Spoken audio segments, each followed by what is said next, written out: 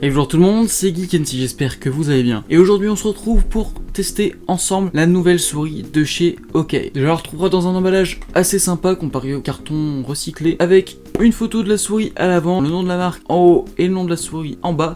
Et derrière on retrouvera quelques specs. On va pas s'attarder dessus et on va tout de suite ouvrir la souris. À l'intérieur on retrouvera donc le petit manuel d'utilisation, pas forcément dans un bon état. Après, est-ce qu'il y en a qui s'attardent sur l'état du manuel d'utilisation? Je pense pas. Qu'est-ce qu'on retrouvera d'autre? La souris bien entendu, on va voir ça juste après. Et c'est tout si ce n'est la petite carte de garantie, voilà. Et la boîte est vide. Donc garantie 24 mois chez OK, voilà, ce qui est quand même pas mal. Une souris assez petite du coup comparée à l'Empire Gaming qu'on a testé récemment.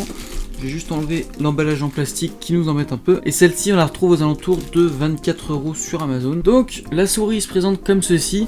Elle est assez lourde en main, ça fait assez quali et ça fait plaisir. La surface, c'est quant à elle une surface avec un aspect un peu accrocheur à la main. Voilà, c'est assez agréable, c'est pas du plastique lisse quoi. Sur le côté, on aura un antidérapant formé dans le plastique. Voilà, pareil que sur la souris de chez Empire. On marque les bandes RGB ici et le tour de la souris. Les patins dessous sont en plastique lisse. Et voilà. Sinon, globalement, une souris qui me paraît là aussi pouvoir être prise des deux mains, si ce n'est qu'on aura du coup les deux boutons pouce ici, voilà, qui sont plutôt axés droitier. Les clics, là par contre, me paraissent beaucoup plus quali que sur la souris de chez Empire Gaming, que ce soit les clics principales ou même les deux boutons pouce, qui sont pour moi beaucoup mieux. Les clics DPI sont pas laissés de côté non plus, ils sont vraiment l'air très quali eux aussi. La roulette n'a pas de jeu non plus, et le clic de la roulette était bon. Pour 24 € pour l'instant, rien qu'au niveau des clics et de la prise en main, on est pas mal. Parce que franchement, niveau prise en main, elle est plutôt très confortable. Peut-être les boutons pouce qui sont un peu trop loin à mon goût. Mais bon, j'ai souvent cette remarque là sur les souris, donc c'est pas quelque chose qu'on a seulement chez OK.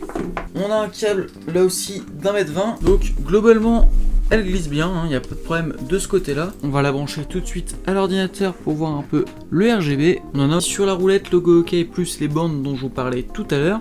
Il est vraiment très fort, ça fait plaisir, on voit bien. Alors la souris marche nickel, ça c'est un bouton du DPI. Là c'est cool, on a un bouton DPI plus et un bouton DPI moins. Donc la souris bien sûr tout de suite reconnue. Et on a là aussi un driver.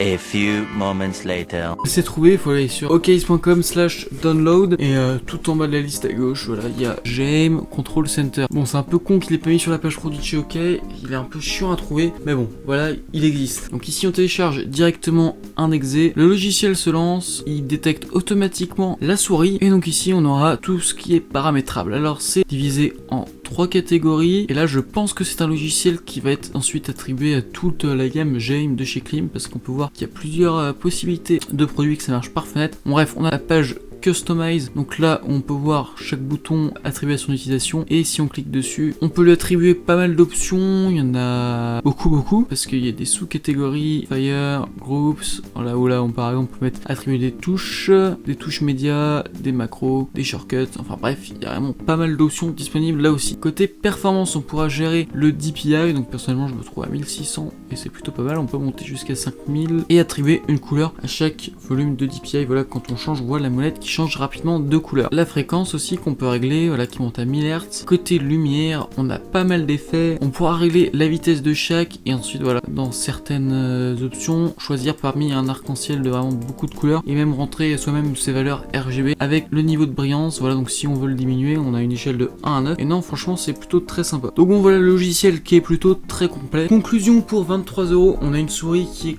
confortable. Alors après, j'ai l'impression que je transpire un peu dessus, mais c'est que je crois que je commence à avoir chaud, ça fait 5 vidéos que je tourne. Les clics sont franchement très corrects, peut-être plus que sur celle Empire Gaming. Le RGB est franchement magnifique, je trouve. En plus, il est bien paramétrable. Le logiciel très complet, malgré qu'ils sont un peu difficiles à trouver. On a un câble USB tressé. Enfin bref, je pense que c'est vraiment une très bonne souris pour 20 €. Après, voilà, celle de chez Empire Gaming est à 5-6 € de plus. Et on peut modifier les coques sur le côté. Elle est un peu plus grande, avec un bouton de plus et du poids réglable. Mais voilà, les clics sont de moins bonne qualité. Enfin bref, c'est un choix que vous pouvez faire entre ces deux souris si vous en souhaitez une ou changer, etc. Mais je pense que pour 20 € et quelques, ça peut devenir une référence pour moi dans les vidéos top, etc. Je pense que je vous la ressortirai parce que je la trouve vraiment très bien. Donc, merci si cette vidéo vous a plu, n'hésitez pas à mettre un like, sinon un dislike, à vous abonner à la chaîne, à me rejoindre sur les réseaux sociaux, Twitter et Instagram, les liens sont en description, à vous abonner à la chaîne YouTube, et sur ce, moi je vous dis à la prochaine.